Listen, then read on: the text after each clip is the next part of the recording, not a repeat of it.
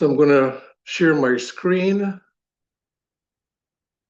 and let's get rolling.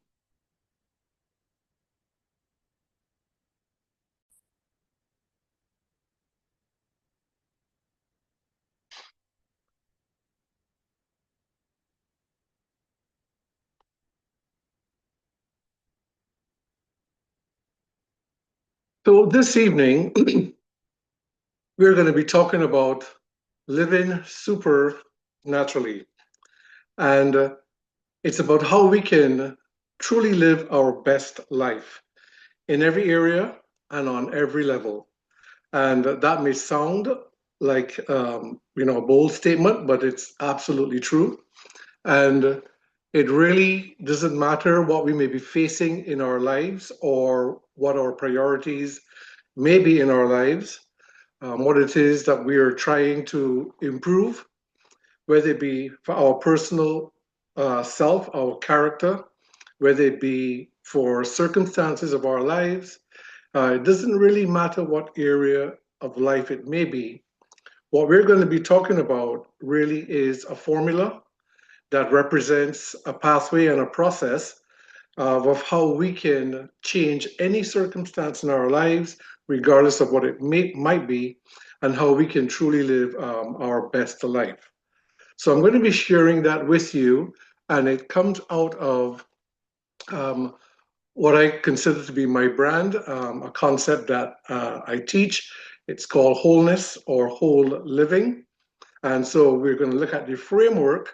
We won't be able to get into all the dynamics and the rudiments of it, of course, but you'll get a very good idea of um, the framework of it and how it can help any and everyone who really apply the rudiments and the dynamics of it to really improve their lives. I'm also going to be talking about an extraordinary technology that supports optimal well-being because it is a perfect marriage along with our whole living lifestyle concept. And it really is just a simple but very elegant pattern that refines mind body synergy and it unlocks human potential. That also is a bold statement in itself because part of what we're all trying to do is maximize our potential to live our best life. And this is really an extraordinary technology, the only one of its kind in the world currently, that helps us to be able to tap into our potential where we can get to maximize that. And so to begin the journey, I want us to uh, reflect on our very lives as we go through the process. And so, wherever we may be today in our lives, um, wherever we find ourselves, it's just the sum total of all the choices that we would have made up until now. And how life is going to become, and what quality of life, what standard of living, and whatever that may be in the future is going to be based on the choices that we're going to make today and moving forward. In our life, experience is what gives meaning and value to living. If we could not experience, then we would just be comatose patients. We would be alive but have no expression of anything. So experience is what enriches life. And there's only two vibrational states from which we can experience life. One is love and one is fear. Those are the only two vibrational states fundamentally that from which we can really experience life. On the side of love, if we were to live life rooted and grounded in that state of being, or a state of being that grows out of that, we would live a very satisfying life, a life of empowerment, growth, abundance, and prosperity. This is a life where we live with passion, enthusiasm. This is a life where it's not a life without challenges, but challenges are embraced as stepping stones to help us to grow and develop and achieve our fullest potential. And so It takes us down a road of life where life is fulfilling, where life is enjoyable, um, and life is really without strife, without struggle, and even without stress. The other side from which we can live life is one that leads to regret. And it's a life of limitation, a life of survival, of striving. It's not realizing our potential. We go through life, we never fully come to that place of realizing or recognizing what our purpose is. And so it's a life of striving. And when we do come to the finish line one day, and that's one thing that's guaranteed to all of us, is that whichever path we travel, it has a finish line somewhere along the way. But when we approach that finish line, the side of fear ends in regret. And there is a a book that I read some years ago that really talks about that. And I want to mention the statistics that come out of that book. But first, if we are going to live on this side of love, this is the life of freedom and thriving. This is where we live whole lives, where we are secured in self love, affirmed in self worth. This is where we live true to our values, sovereign to our belief and our purpose, where we are very clear about the path that we are traveling in life, where we are authentic in our self expression. And this is where we live with assured awareness. We live in present moment awareness, and we live intentionally, we live purposefully. This is the side of love. The other side is a side where we live entangled and striving. We tend to live more fractured lives on this side. We're insecure in self love, we're obscured in our self worth, and we live by the expectations of society and others. We conform to societal standards. We try to fit in.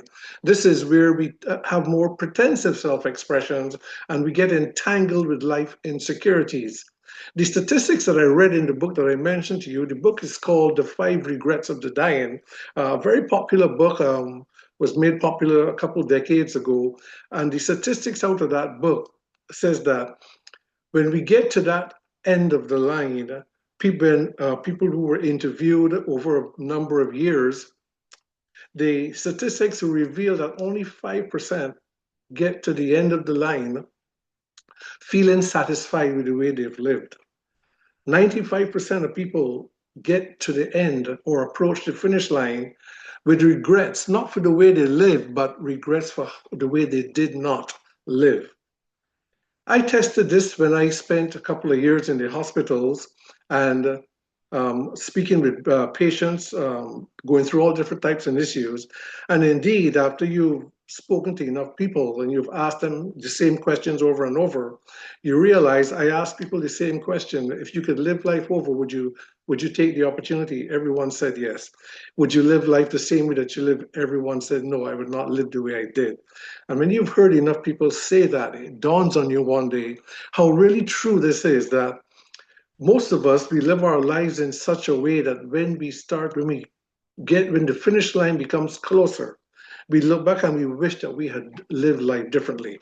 I want us to be able to take stock, reflect on our lives, because whatever may be our journey from here forward, it can be our best years.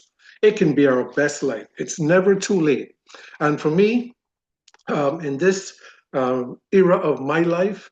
Now in my mid 60s, and I'm going. And if I'm to average that, maybe say I give it until till 90, and that's using average numbers. I want those to be my very best years, and it can be for each and every one of us. And it's not the years we may have left; it's what the quality of those years can be like. And what we're going to talk about is that, regardless of where we may be now, what lies ahead, it is fully within our control and within our capacity to be able to live the lives that we truly deserve and that we truly desire. And so there is a scripture that has made a profound difference in my life. And it's a scripture in the Psalms, and it says, "Teach us to number our days that we may gain a heart of wisdom." And it's not about counting the number of days we may have left on this earth. It's about living with an awareness that life is impermanent and that there is a time when it's going to come to an end. And so gaining a heart of wisdom is living purposefully, living intentionally, living with deliberate focus in where we're going and what we're doing with our lives versus just being in that survival and striving mode where we often take life for granted and we just go as the wind blows.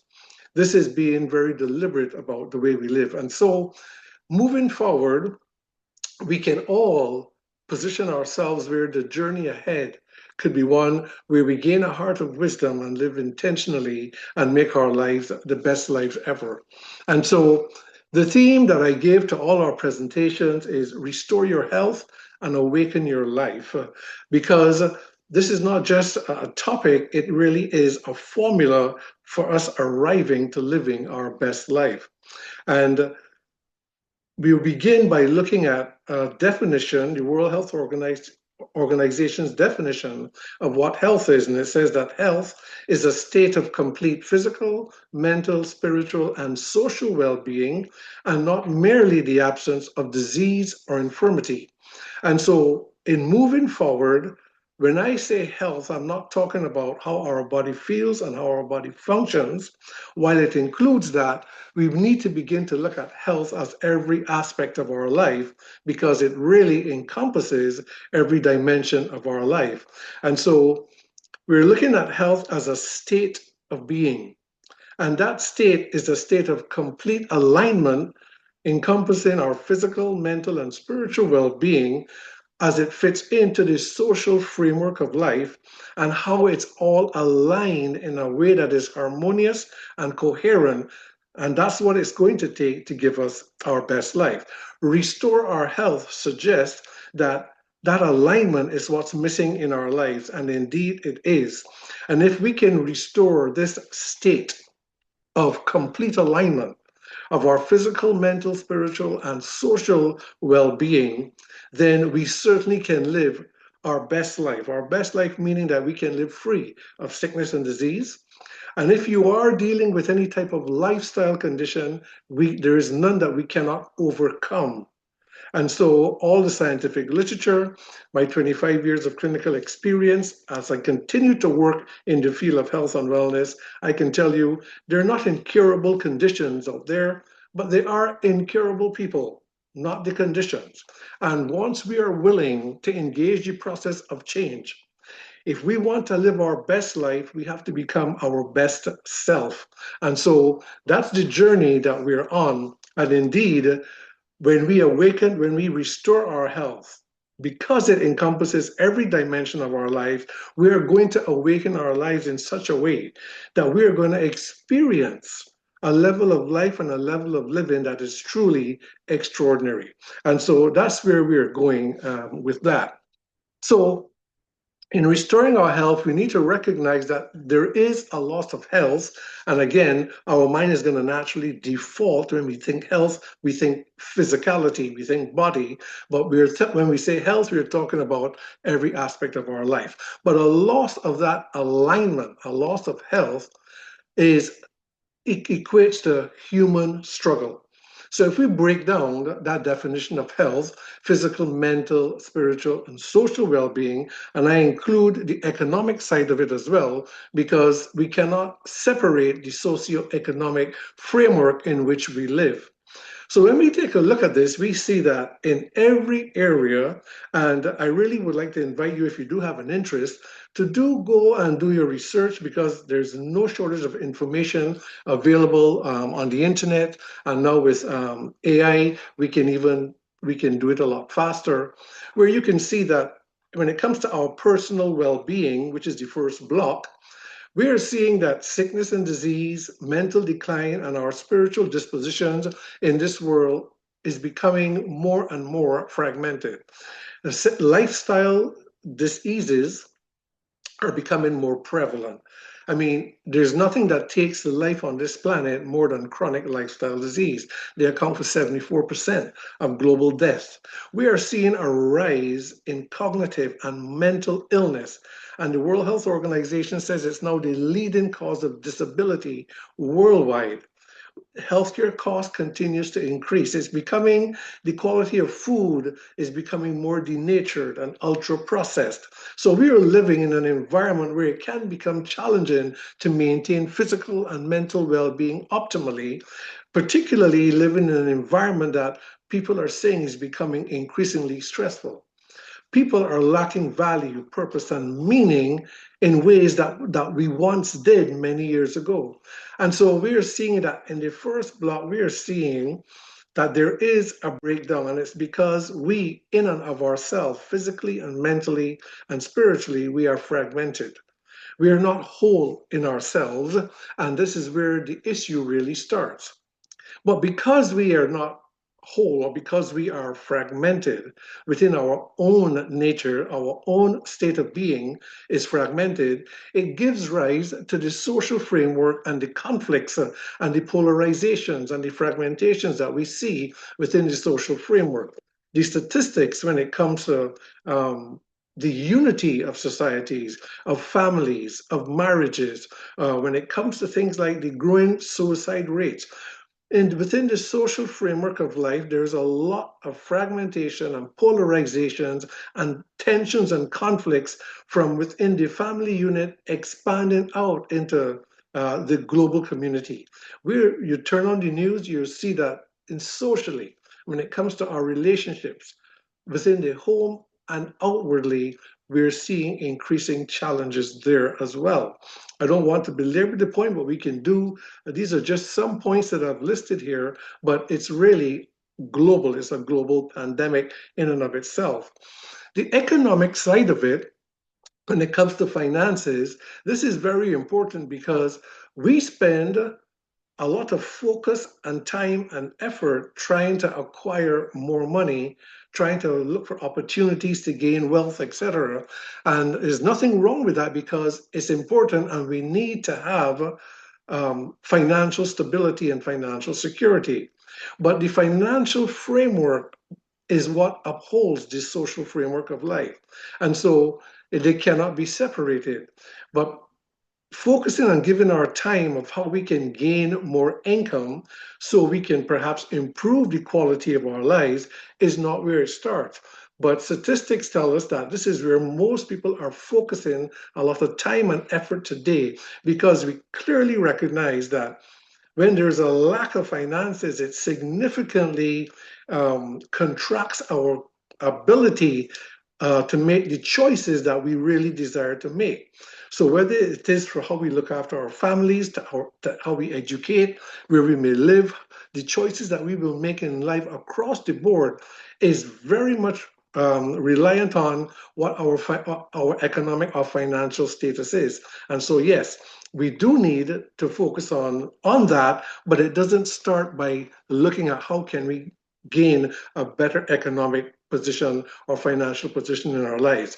This is a cycle, which I call a cycle of fractured living, that when we lack income, it significantly impairs our physical, mental, and spiritual well-being because in each of those dimensions of our personal well-being, it affects the choices that we can make.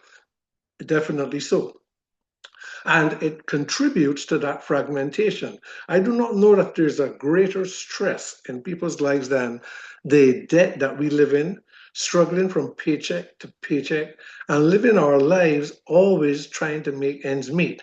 This survival mode is really, this is a stressful cycle, and much of modern life is lived with this misalignment. And it gives rise to what we call stressful living, which is just a cycle that obscures and keeps our potential suppressed. Now, within this cycle, we are trying to fix our financial position, we're trying to fix our social positions, our relationships between our spouses, our children, within society. We're trying to fix it by dealing with what is offered to us, and in the first block, our own personal well-being in any of those dimensions, we're trying to fix them as though they're all separate pieces of a puzzle. But that's not how it works. Life is designed to function as a whole, a complete whole. And so, if you're trying to fix our financial position without dealing with our social, or we're trying to fix our social dimensions of life without bringing our personal well-being, physically, mentally, and spiritually, into alignment, all we will get is the equivalent of taking a pill for a relief. We will just get short-term relief, but it keeps cycling and it keeps cycling, and we live in this cycle of stressful living, and we never really achieve our potential. Life becomes an uphill paddle, an uphill struggle, and life is not designed to be that way. And so people ask, and I myself ask, why does human struggle persist and continues to increase, even though we're becoming more and more knowledgeable? Technology is growing, things are advancing, but yet it seems like in a time when we have more at our disposal than ever before in history, life is becoming tougher for people. So there is need for us to take charge, and we need to consider alignment, because the solution is in alignment, not to try to fix each piece of the puzzle individually, because they're all inseparably interconnected. And that's what we want to do. So let us understand now, get a better understanding how we personally have to engage the process of bringing this together in a very practical way. The formula, or the very key to this alignment that will make it seamless, it begins with love for self. Love for self. Because once we can make this whole, once our physical, mental, and spiritual can become seamlessly whole, seamlessly one, our social framework will start to heal, and it will overflow into abundance. Economically, it will unfold into prosperity. That's a formula that we can't break down in all the rudiments here. But I'm saying this to us. We all need more finances, but it doesn't start with that. We all need to have better relationships, but it doesn't start with that. It starts with you, and it starts with me. And it starts with us having love for ourselves. Now, there's a way in which this works, and I'm going to just break it down, to conceptualize it, that we can understand how we can actually engage the process. So let's take a look at that. Now, follow with me, and I'm trying not to make this complex, but we're talking about taking charge of our lives and governance of our lives. We're talking about taking sovereignty over the way we live, so that and understanding it in such a way that we can see that life, this is not a chance thing. We indeed can create the reality and the lives that we want. So as human beings, we are three-dimensional in nature. There is you, there is your mind, and there is your body. You and I and every other human being, by nature, we are beings of spirit. That's something that many people accept, agree with, but we don't know how to conceptualize, because we don't really have an existential awareness of that dimension of our being because of how we are otherwise conditioned. But we are essentially a spiritual life. And when I say that, I'm taking away any type of religious or doctrinal or denominational frills away from that. Just understanding is an intangible part of who we are. It is not something that we can put under a microscope or scan with an MRI machine. It's an invisible part of us, which is what makes it difficult to perceive, but it is what animates this body, which we think and identify with as being who we are because of how we're conditioned by our five senses. But this body is really not who we are. This is our body that carries us through this life. And so it's you, it's your mind. Your mind is the conduit between us and the world externally. And the mind is what orchestrates and every dimension of experience. It is what navigates the world that we're in. It is what transacts everything that turns out to be or defined by what is experienced. It's all done in our minds. And our body is a temporal vessel through which experience is expressed. The experience that's transacted in our mind is expressed as living through our bodies. Health is when our spirit, our mind, and our body, or we, our minds, and our body they're aligned in resonance, meaning they're all in harmony. There is no distinction between the three. The three are actually one harmony. You can think of it like a musical note, a musical chord rather. If you took a musical chord that's made up of three notes, if you pluck the notes individually, ping, pong, pong, as opposed to if you play it together as a chord, there is such more harmony and melody in it. You can think of health as like when it's a chord that's in harmony. That's health. When it's misaligned is when the notes play individually and it doesn't have that same harmony. And our goal is that we want the harmony back, so we want to have that alignment. The alignment flows from the inside out. And so to get a better understanding of that is that our spiritual nature, which is love and truth, aligns with the source of existence itself, which we call God, through consciousness. We're not going to get this is broken down in our workshops, but just to understand the framework of it. Consciousness then unfolds into awareness, which gives rise to what we call mind, which determines the quality of life according to which identity it serves. The mind is either going to be servant to you as a spiritual being or to our physical nature through our five senses, depending on how it is conditioned. So, mind determines the experience of quality of life according to which identity it serves.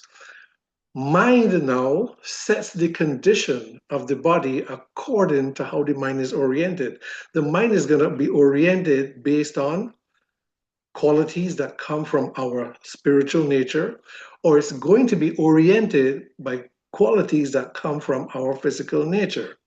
So the mind is shaped either from worldly values or spiritual values.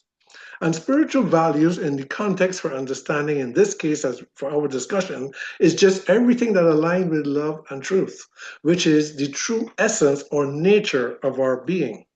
So, in other words, when we live and our life is aligned with all that represents love and truth, we tend to flow in alignment from the inside out, from invisible into visible, which is the natural order of how everything in the universe works. And so when we can live by that, this is alignment.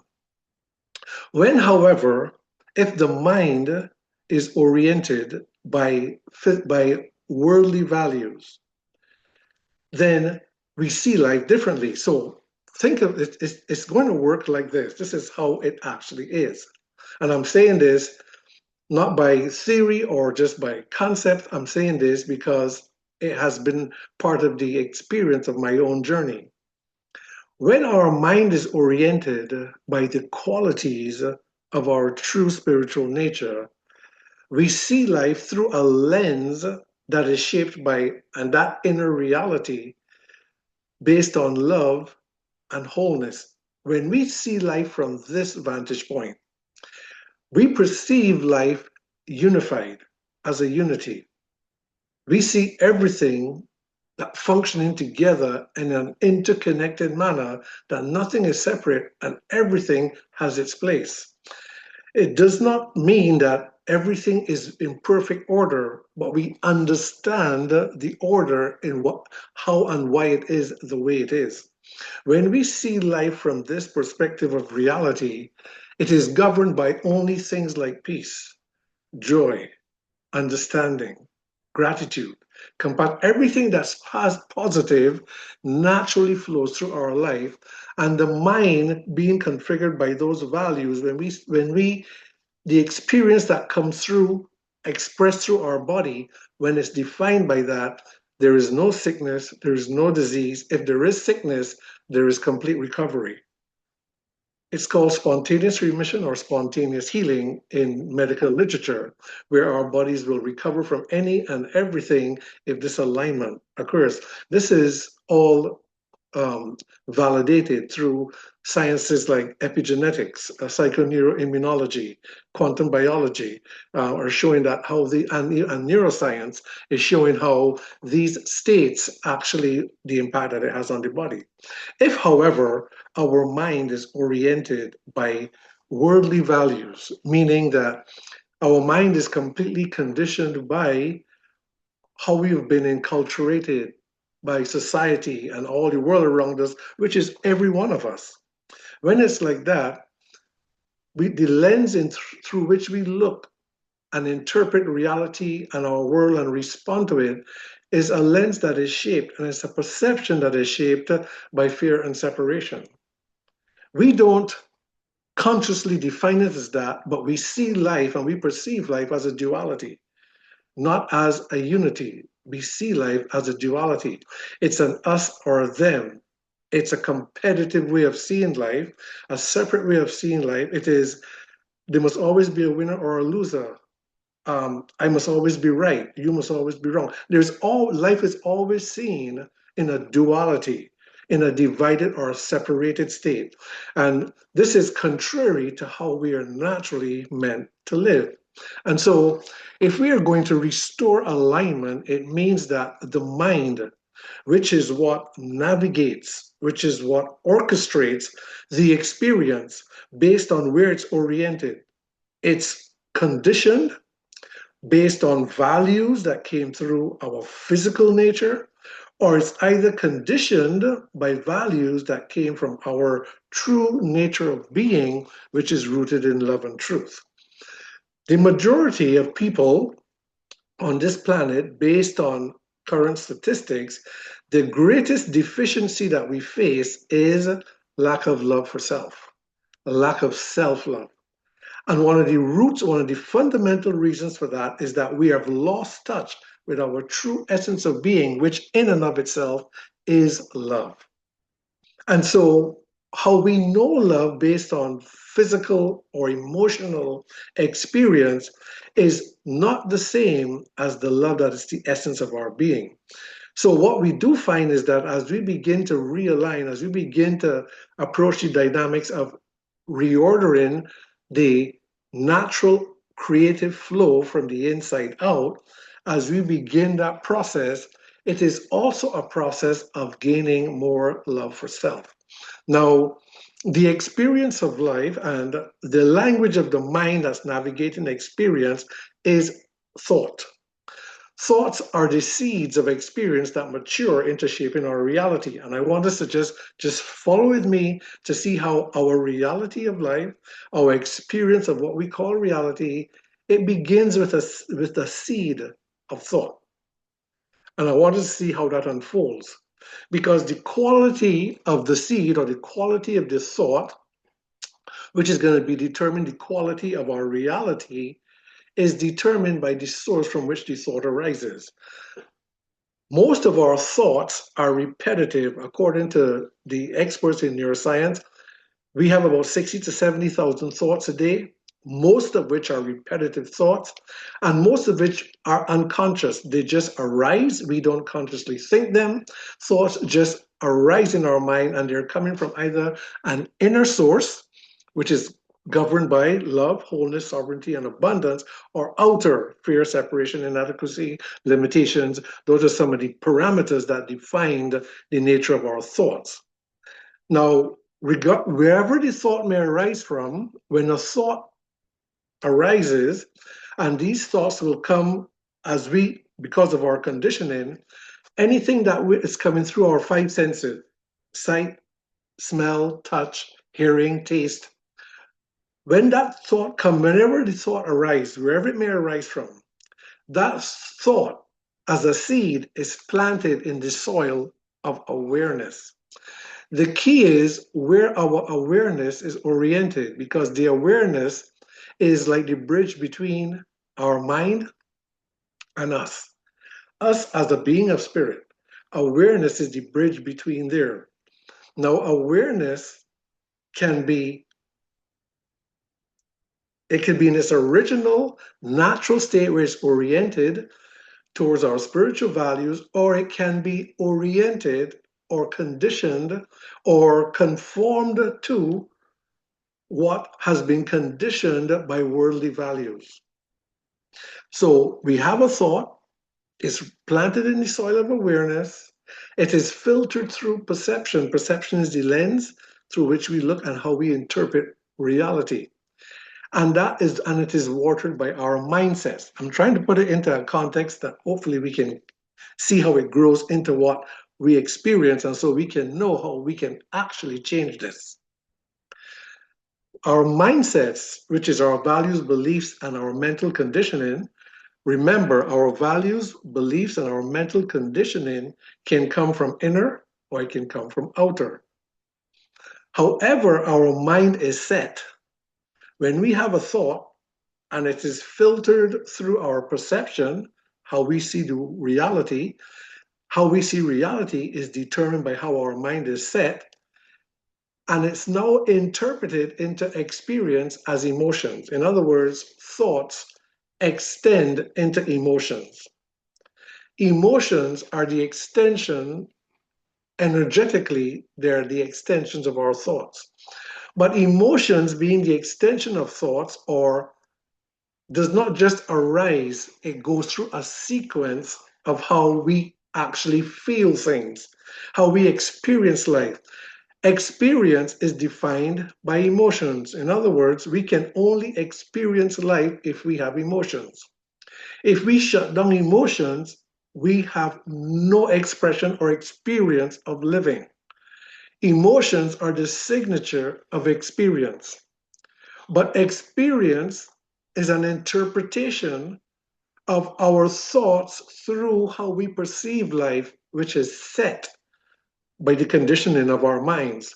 So our mind is either conditioned internally or our mind is conditioned externally, based on where our mind is oriented, based on where it gets its orientation or it gets its values from. That shapes how it is set, will determine when thoughts arise, where they arise from, and when they do arise, how they are going to be interpreted and how they grow in that soil of awareness. So there are two basic superpowers that we are talking about tonight. The first superpower we have is choice. The awareness is our second superpower. Whatever we are not aware of doesn't really exist for us. And because our minds are conditioned by our external reality, we have no awareness of our true essence of being as a spiritual being. We don't have that existential awareness. We are aware of ourselves as a physical body. And that's why we relate to physicalities. That's why we take value and meaning from life physically, not spiritually. Thinking that that is the reality, and completely unaware that spiritual experience is far greater, far enriching, and far more powerful than physical experience. But we don't have a point of reference for that. But there's a way that when we begin to touch it, all we will want is more of it because it is phenomenally more enriching.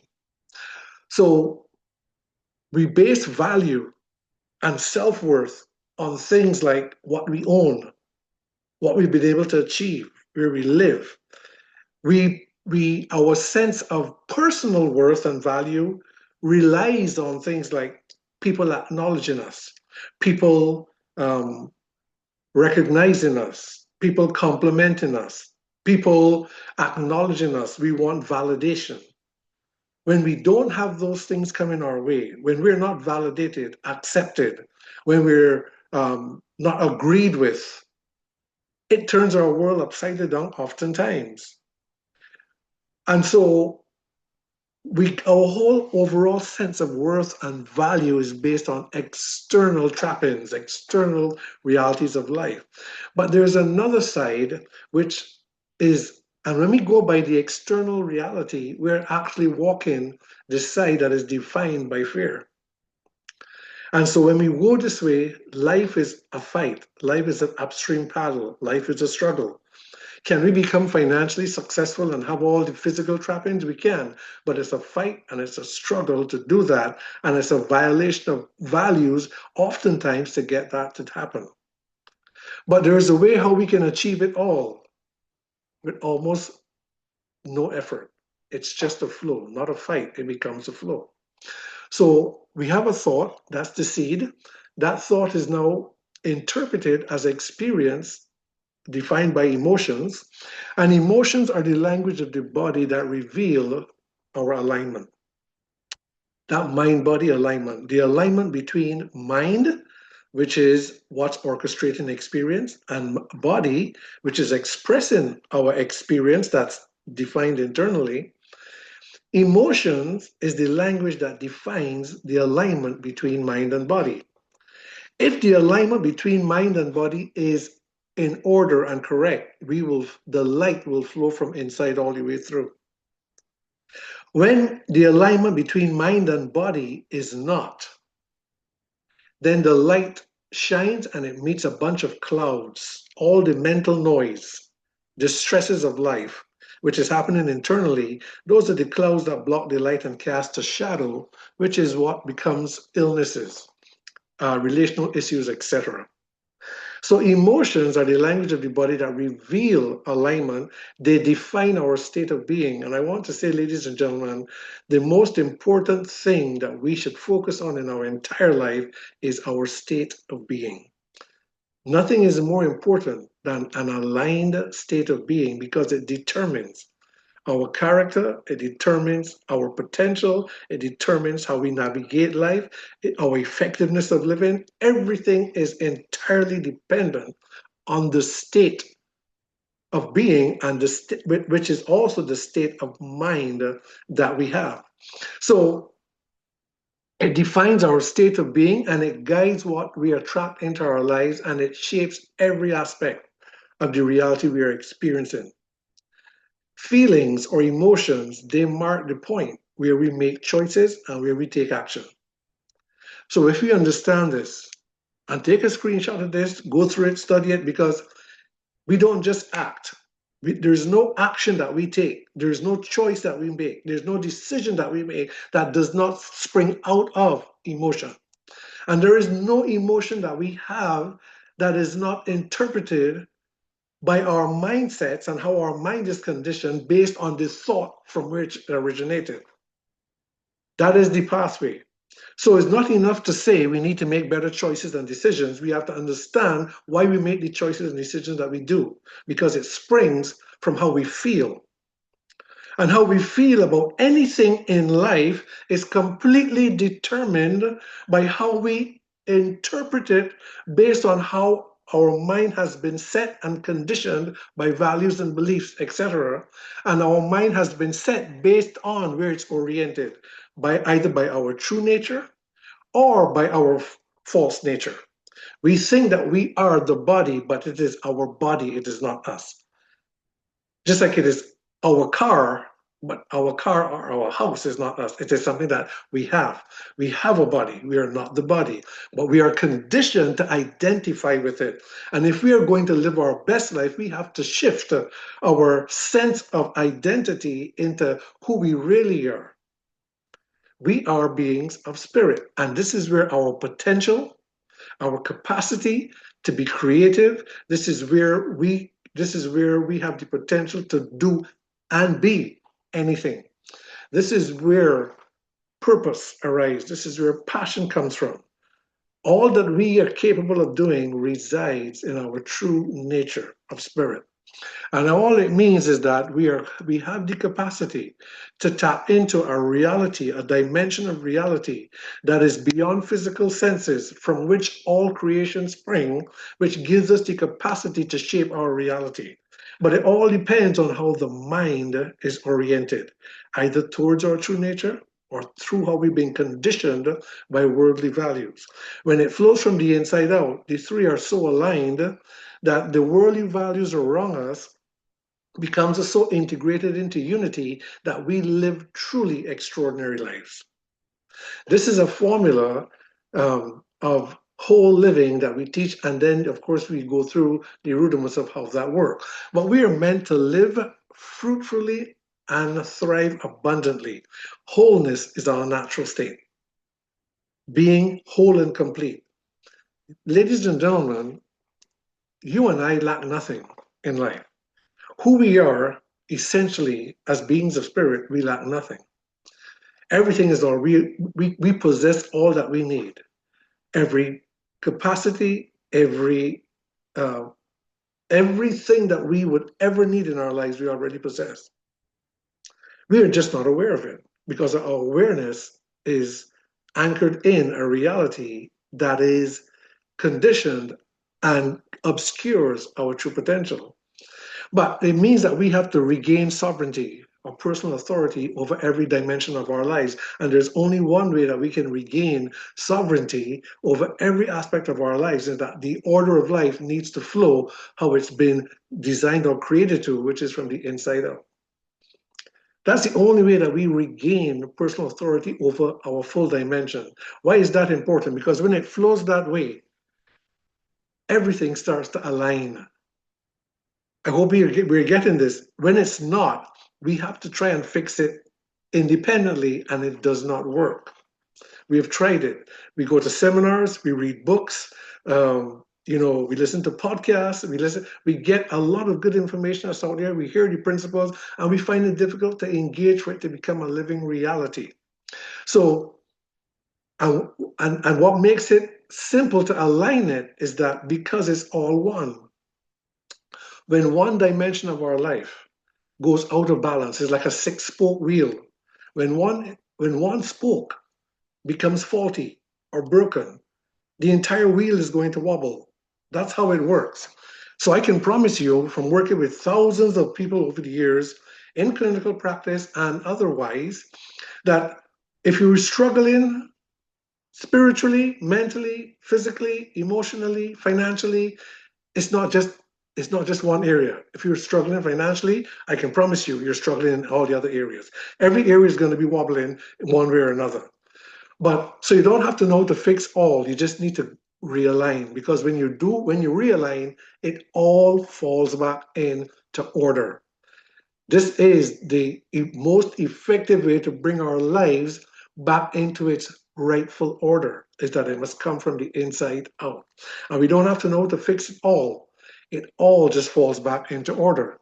So sovereignty really is rooted in our awakened identity, awakening to who we truly are, or what our capacity really is as beings of spirit. But we have to understand what that really is, because it's not really taught to us, and we have all kind of um, thoughts about that. But identity is where potential resides. We don't know what we are capable of, which is potential, unless we know who we really are.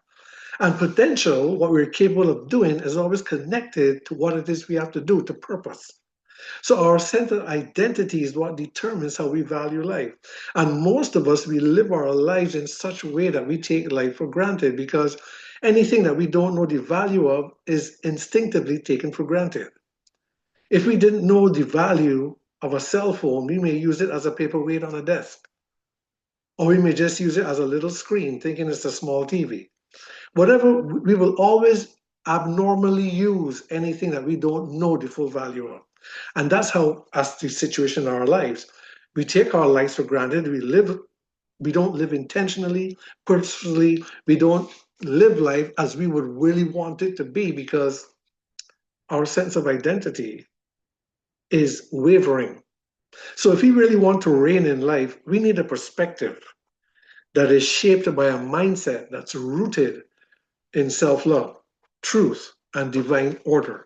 This is the pathway that we can cultivate a life of wholeness, where everything becomes aligned. And in the process of doing so, what arises within us, how we begin to perceive, interpret, and respond to life, it is so extraordinary that it could even seem unbelievable in the lives that we can live.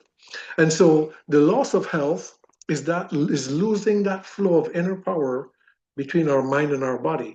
and remembering that the mind is the central axis of how living is expressed and how life is experienced. This is the gateway to all possibility. This is where nothing is impossible if we believe and our minds are oriented correctly.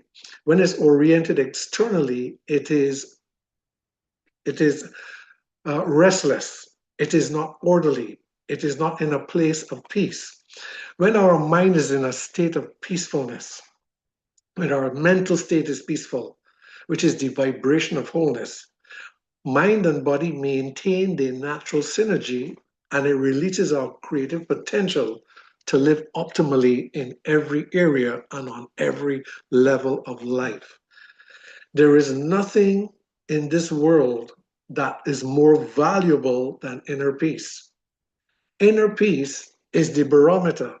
It is the umpire that that signals that alignment. That is the natural state of wholeness, of alignment. And so when our mental state, when our mind is governed by that, which means it is oriented towards our true essential nature of spirit, then we live optimally on every level. This is all borne out and validated, which in our workshops we show you even scientifically how it all works out.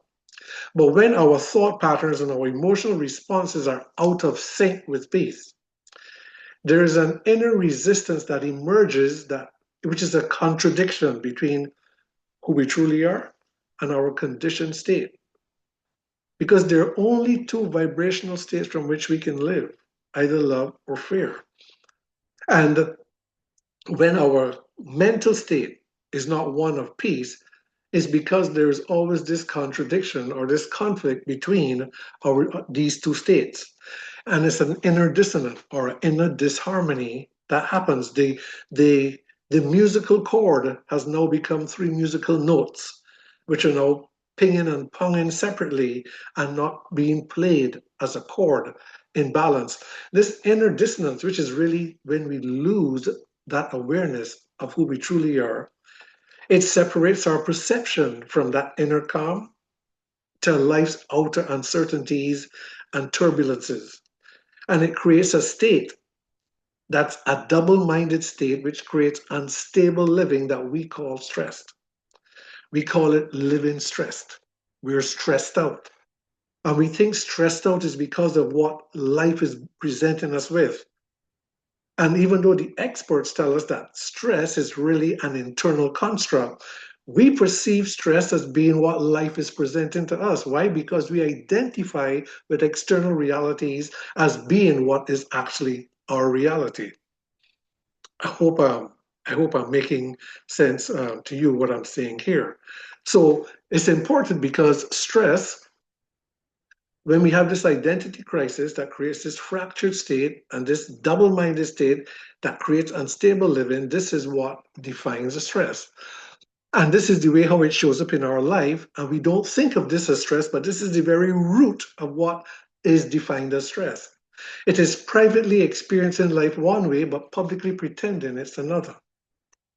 You know, do we live the same way? Are we the same in private when no eyes are on us? Are we as we are in public? So we can project self-confidence and carry ourselves one way, but internally we are disturbed by what people actually think about us. It's a very fractured way of living. It's judging others for improper behaviors while we try to justify our own. It's proclaiming to value truth, dare not be honest with ourselves or others. It's we desire to be healthy, but willfully will engage in unhealthy habits, unhealthy choices. We willfully do it, yet say we want to be healthy. This is a fracture. This is the root of where stress comes from. It's resolving to change, to improve, to do things differently, but not following through. We may call it procrastination, we may call it self-sabotage, we may call it lack of discipline. We can name it whatever it is a fractured state. Those are just the fruits of it. It's thinking one way, but saying something else. It's feeling one way, but doing something else. It is when our well-being is defined by the circumstances around us. And so we think that stress is external. Stress does not arise from what life presents to us. external circumstances. It arises from how we are interpreting and reacting to them, which is shaped by an internal framework of our mindsets that arise out of how we honor or dishonor ourselves. That's really rubber meets the road. We either honor or dishonor ourselves. People say, I've asked hundreds and hundreds of people this over the years. Do you love yourself? Especially when people came into the clinic and I was working with them in the clinic. I've never asked anyone, do you love yourself? And they said no. Actually, it might have happened once, maybe, that I can recall. But most people say, yes, I love myself. Do you know that what you're doing habitually regarding this, that, or the next is not in your best interest? Yes, I know that smoking is not good. I know I should eat more of that. I know I should do more of this. I know I shouldn't do this. You're fully aware. Then why do you do it? Well, I'm easily tempted, or I don't have enough discipline, or my willpower is.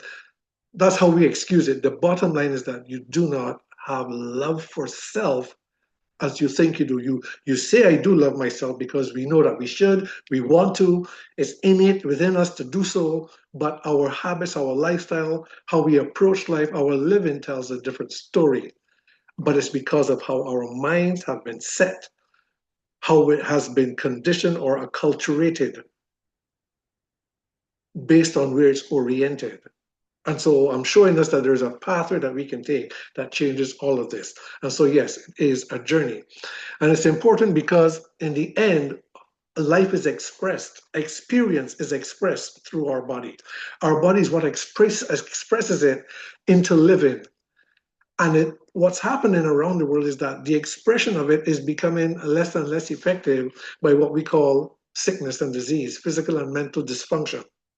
And the statistics is telling us that 60 to 80% of people in modern societies, we're living in a chronic state of stress, a recurring state of stress. These are all the global experts saying this. Up to 90% of doctor visits, stress-related, 75 to 90% of all human illness and disease. 90% of disease is caused by stress, thoughts, and beliefs. Chronic stress increases the odds of developing Alzheimer's by 145%. The reason why I'm saying this is because our way back is that we have to know if our whole life is being expressed into our physical reality through our bodies, which is becoming more and more debilitated by what we are experiencing, defined as stress. To turn the clock, to turn it backwards, means that we have to take governance over how it's being expressed. So we'll see that. So, for example, if we know that we ought to do or not do something that honors this body temple through which life is expressed, we need to then make steps towards that. So if a person says, I know I should exercise, but they don't get up to do it, they need to examine deeper. It's not about exercise. If a person says, I know I should be eating more of this or not eating so much of that, yet they will not discipline themselves to change, it's deeper than what you put into your mouth. But you have to take, unless you take governance over that, you cannot turn the clock backwards, because we cannot regain perception of our true sense of being, which is invisible and intangible. If we cannot perceive that, if we are enslaved to what we can perceive physically with our eyes, we will not be able to touch that. So it starts from the outside in, and there's a process of how that is done. But this is important because how we are feeling, this whole process of how it unfolds, it goes from mind to body through the central nervous system. The central nervous system, which is the brain, and 45 miles of nerves that run through our entire body, is what transposes what the mind is transacting into an experience. Shut the nervous system down, and there's no experience. We feel nothing. We're just zombies. So the central nervous system is the operating on the processing center that processes thoughts, emotions into what we call into our experience. And it's important that to help us to even get a further handle on it is that the central nervous system extends into what we call the autonomic nervous system, and it is what runs everything that's going on in our bodies now. Literally trillions of functions taking place in our bodies in every cell, every organ and system. Trillions of functions are taking place now. We don't even feel it. We're not involved in it. It's happening automatically through the autonomic nervous system. And this system has two branches. One is a sympathetic system that deals with the stress response. And this is the system that's always in overdrive and always active, that keeps us constantly living in an overdrive or a survival mode. This is what they call the fight flight response. Whenever there's a stress, whenever there's emotional and negative stresses in our lives, it promotes what science calls oxidation and inflammation. And that is the seedbed in which all lifestyle conditions grow. No lifestyle condition can develop unless it grows out of a seedbed of oxidation and inflammation. And what is the primary driver of that? The sympathetic nervous system constantly in overdrive. What causes that? A stress response. What is the stress response? Fear, anxiety, resentment, anger, frustration, guilt, shame, suppressed traumas. All those negative energies keeps this system constantly in overdrive. The other arm of it, what they call the parasympathetic nervous system, this deals with healing and recovery. This one becomes dominant and stays active and it keeps the body and the mind in its optimal state, coherent, balanced, and in harmony. Everything functioning in synchrony and order when it's found in a state of alignment and peace. This is what activates this system. And we can know this because the central nervous system is regulated by our state of mind. Interesting. And the state of mind is measured by brainwave activity. In neuroscience, we hook somebody up to an EEG headset and we measure the brainwave activity, and it tells us which state is more dominant, either the parasympathetic or the sympathetic, based on how the brain waves are running. And what we do know from neuroscience is that when the brain waves reflect in a harmony, which is defined by positive frequencies, love, peace, joy, gratitude, compassion, things of this nature, the parasympathetic system remains in its natural balance and order, and systems are optimal. Thinking, cognitive function, optimal. No memory problems. Sharp, clear thinking, sharp processing of the mind. No dysfunction inside the body when this is optimal. Of course, that's a tall order. But when brain waves, and we measure brain waves, and they're discordant, and there's this inner dissonance because of negative frequencies, the stress, the fear, the worry, the anxiety, the guilt, the resentment, these things, it shifts the body into that survival mode. And there's this constant, gradual, constant inflammation and oxidation that's happening, that's gradually laying the foundation for what becomes illness in our bodies. And we're trying to fix the illness, and we're taking all kinds, but we're not dealing with where the root of the problem really is. And so the solution is to reconstruct our wholeness, where our state of being of who we are, what we live, and how we live is one and the same. That's alignment. Alignment, there's no difference between what I think and what I do, what I say, how I feel. It's all aligned in one. And the journey back is, see, we can't regain spiritual awareness while we're enslaved to physical disorder.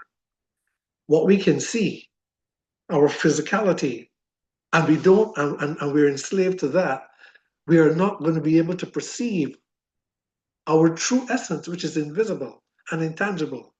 We can't get to that until we can gain governance and control over the enslavement to physical disorder. So yes, we have to start by knowing what is right and honoring ourselves on the outside. We know what we should or shouldn't do when it comes to our physical well-being, our bodies. We have to start doing that. And that in itself, engaging that process in itself starts to change the emotional regulation between mind and body. We start to feed new data in for mental clarity through truth-centered thinking, new data in. while we cultivate our spiritual resonance. And the result is that as we become more aligned, our relationships begin to change, and the overflow of that is going to be prosperity on every level in our lives. Of course, that's difficult to see here, but if what all that I'm saying so far, if it resonates with you, as I said, you become part of our community, you can take the journey along with us. And this is where alignment is where our thoughts, emotions, how we speak and how we express ourselves is all one and the same, and is always of a positive nature. This restores that natural inner balance. Our mind and our bodies are in harmony, and our true essence of being is able to flow freely right through without all the noise and the hindrance. So alignment, it creates a state of mind in harmony, which synchronizes the brain waves into coherence, and it resets the central nervous system to where the flow between mind and body becomes free, and our true essence of being is no longer hindered. It can flow all the way through. And that brings me to this extraordinary technology that I told you about, which is an elegant pattern that refines the mind-body synergy. This is a perfect marriage to this whole process. Why? Because to align mind and body is difficult to harness when depending on how far off we are, how much discipline, how much effort it takes to bring the alignment back.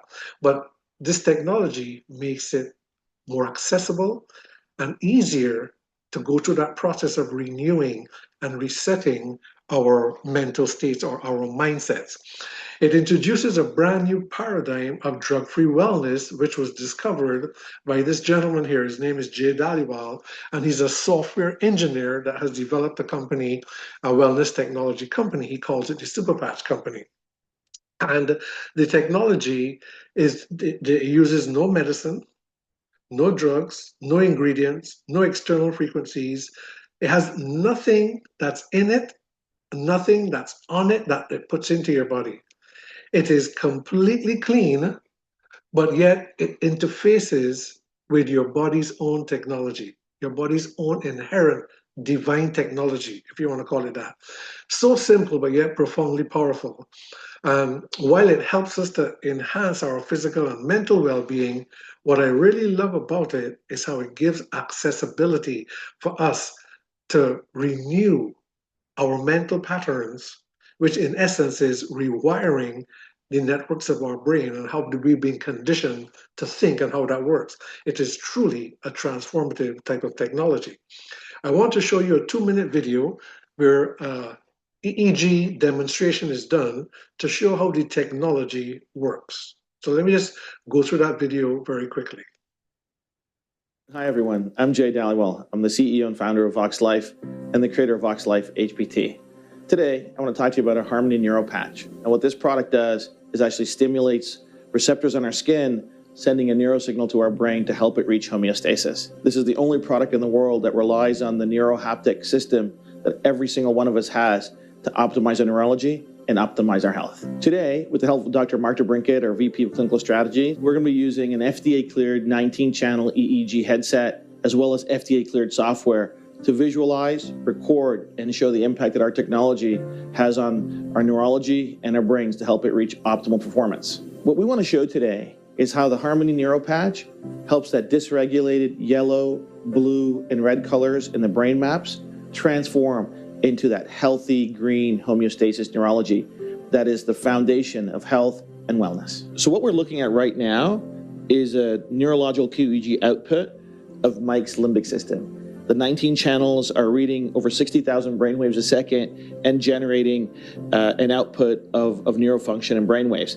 What we want to see now is where that suboptimal red and yellow colors are. We want to see them turning as much as possible to a healthy green with the application of our HPT patch. So we've applied the patch now to Mike's arm, and within 10 seconds, you're seeing that predominant yellow and red become predominantly green. Just for clarification, ladies and gentlemen, there's nothing in the world that has this output at this rate of speed without drugs, without chemicals, without electricity. That's the power of Vox HPT. So when we see a healthy green neurology, what we're looking at is a brain and a mind in homeostasis. It is operating in its optimal function. And this is so important. And this is why it's so important. So VoxLife HPT, as we demonstrated with our neuro patch, helps the central nervous system reach homeostasis in our neurology. And the reason this is so important for overall wellness and health is that neurology is the top of the pyramid of our physiological health and wellness paradigm. First is neurology at the very top, then there's chemistry, then there's biology, then there's physics and mechanics. Neurology will have an impact all the way through our entire physiology. Healthy neurology, healthy body, better wellness. So, how would a technology like this create that when there is nothing in it, on it, no medicines or any type of ingredients? It is through the power of touch. The technology is based on Nobel Prize science that goes back, originates in the 1940s, where they discovered that every cell in the human body receives and transmits electromagnetic frequencies.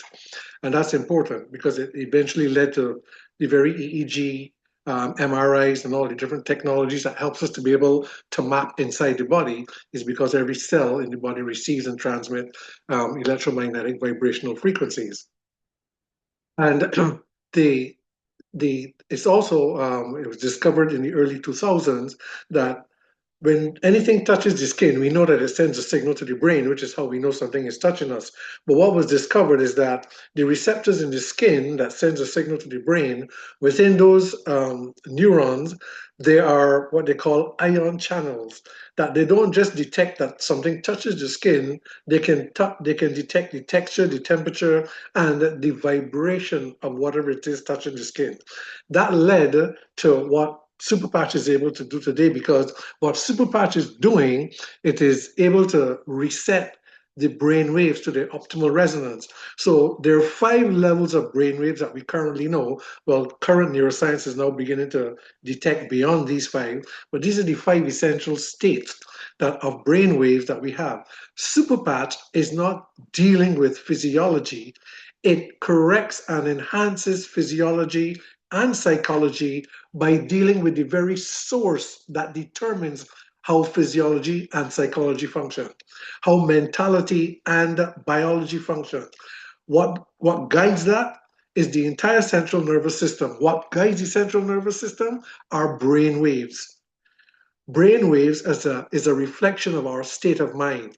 And what Superpatch does is that it brings these brain waves back into their normal balance and coherence. And by so doing, it optimizes how our mind and our body is functioning. To understand how it can do that without any type of ingredients is similar to, if you think about a QR code has a pattern on it, different arrangements of patterns that we can't tell what's embedded in there, but if you point a camera at it, the camera will convert that visual pattern into a digital signal, and it will unlock whatever information it has. In a very similar way, all that Superpatch has on it is what they call a tactile pattern. A pattern that when the pattern touches your skin, the ion receptors in your skin detect the vibration of that pattern, and it sends a neural signal to your brain that synchronizes specific brain waves, resetting them to their optimal balance. So what Superpatch has been able to discover over 17 years of research and development is what pattern will send what signal to bring into balance various networks of the brain. And so over those years of research and development, what vibrotactile technology is the technology that Superpatch has brought to the market today. It is now credible, bona fide scientific research that's now listed in major prestigious journals like the International Journal of Family Medicine and Healthcare. And so we have vetted, very credible technology. In fact, it's gaining global recognition more and more because it's being presented at major global medical research symposiums, which have their own independent peer review boards that has seen the bona fide technology that it is. And so it's very interesting that you can just put a patch on your skin, and just by the power of touch, your skin detects the vibration of that pattern, gently sends a signal to your brain, and brings particular networks that are out of balance bring those brain waves back into harmony and optimizes physical and mental function. To date, Superpatch has been able to discover 13 different patterns or 13 different technologies that helps to optimize our health, wellness, and performance. And they work extraordinarily well because just like if something touches your skin, you know instantaneously when you put the patch on your skin, instantaneously it starts to regulate the brain waves and bring them back into balance. And it's very, people say, how could the pattern? Well, you have to understand is that the technology is built into your body. The ion receptors in the sensory neurons in the skin is what's reading the vibrational pattern and sending the signal to the brain. Superpatch has just been able to decipher over 17 years of neuroscientific research and development what pattern will streamline it. So in other words, the area of our brain that deals with regulating parasympathetic dominance, that brings our body into harmony and balance, the part of our brain without the central nervous system, to shift the central nervous system from the stress response back to the peaceful response. If you put the stress patch on, it's called peace. When you put the peace patch on, the part of the brain that lights up when there's parasympathetic dominance, that begins to light up. It shifts the nervous system into parasympathetic dominance. And in a matter of moments, you start to feel the anxiety, the overwhelm. You start, that begins to subside and it goes away without putting anything in your body. It's just bringing your body back into its natural harmony and balance. If you have issues with sleep, it regulates the circadian rhythms where your body goes into a deep REM sleep, where our body and our brains repair and replenish themselves naturally. There is no medication in the world that resets your circadian rhythms to help you to sleep. There are things that will sedate you and help you to sleep, including natural things. But to sleep properly, you need to reset circadian rhythms by bringing that brain activity back to balance. The REM patch will do that. The one for mobility, which is the one that was demonstrated, if you have your strength, your balance, your mobility, your range of motion, that upregulates in a matter of seconds when you put the Liberty patch on. For pain, for immune function, for athletic performance. This is going to change your power, your strength, your peak force, and it does it in a matter of seconds. You want clean energy and alertness without all the chemicals and these stimulants that comes out of these drinks, which is not good for your body. The boost is clean, pure energy. Joy, enhance your mood. You're feeling low, you're feeling depressed. You want to sharpen your concentration, your focus, your memory. You want to be really sharp.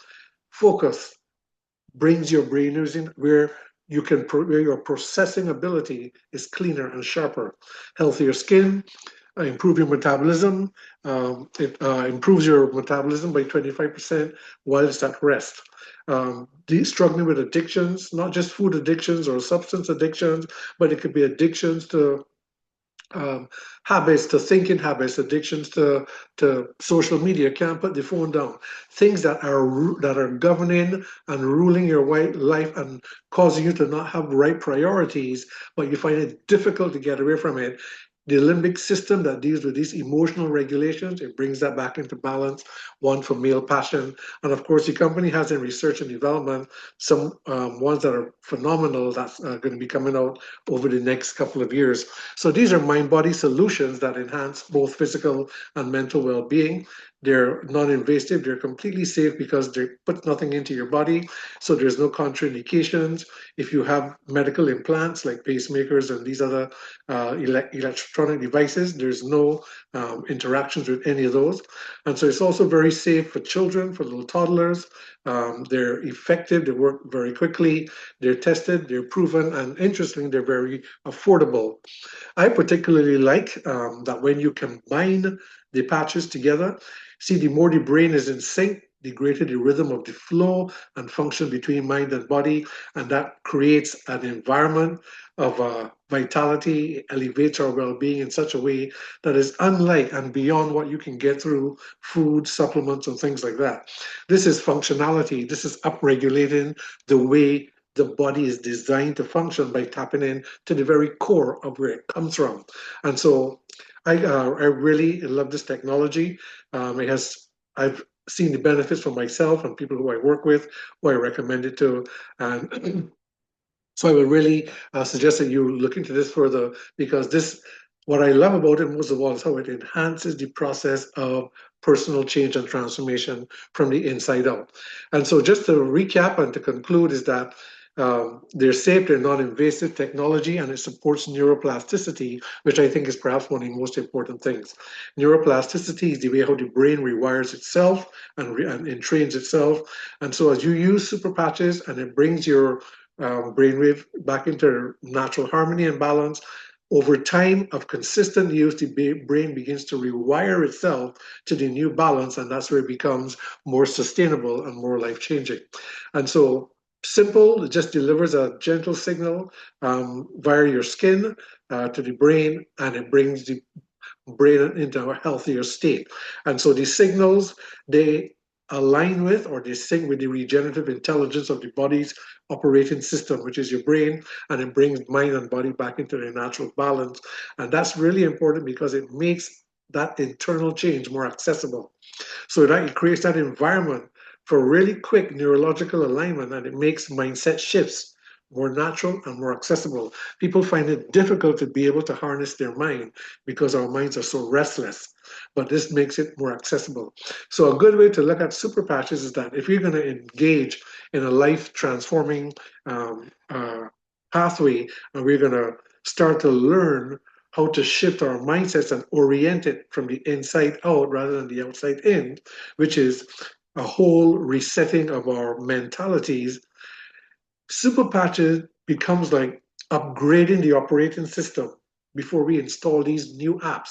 These new apps are like our new practices that we're going to start to engage to shift our mindsets.